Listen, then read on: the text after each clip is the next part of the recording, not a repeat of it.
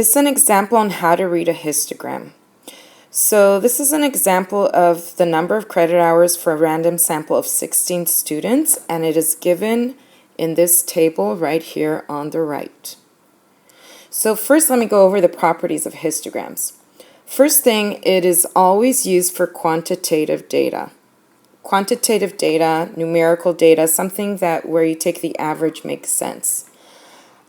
Second, we have bars. This is a bar, and each bar, also called a bin, has equal width, so it should always have the same width. There are no gaps in histograms, and if there is a gap along the x-axis, it is because there is no data there. Alright, so let's take a look first. There's always going to be a title, and if you look at the x-axis, we have, it states it's the credit hours. The y-axis corresponds to the frequency. In this case, frequency also means that it's the number of counts. So my counts, I could tell by looking at the bin. So for example, the first bin is going up to 2. That means there are 2 sets of data in this bin. And the second bin has one set of datum, and the third is 1, and the fourth corresponds to 4, and the fifth corresponds to 2, the sixth corresponds to 5, and the seventh corresponds to 1 again.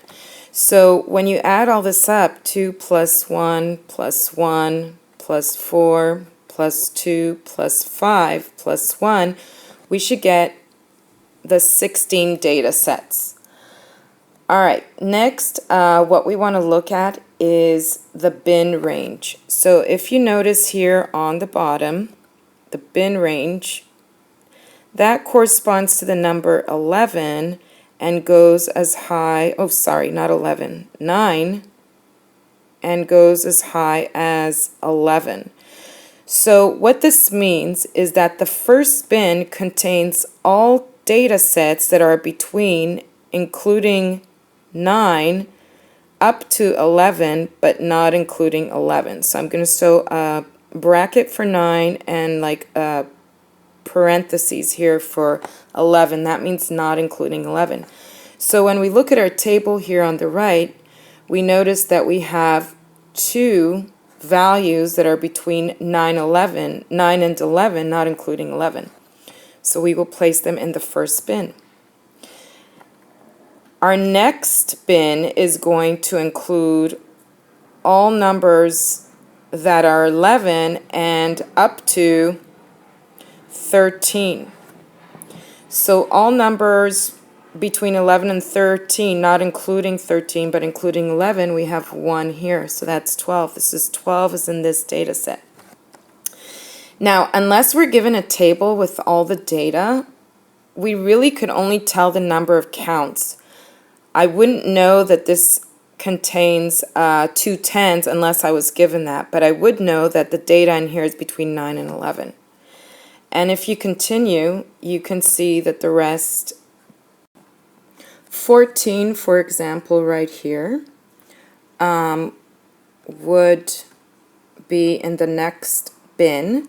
So where are we at right here? So the next bin would start at 13, including 13, and would go up to 15, not including 15. So the next bin would contain all numbers which are either 13 and above, but not including 15. So that would be 14. So I know that in this one right here, I have 14 inside.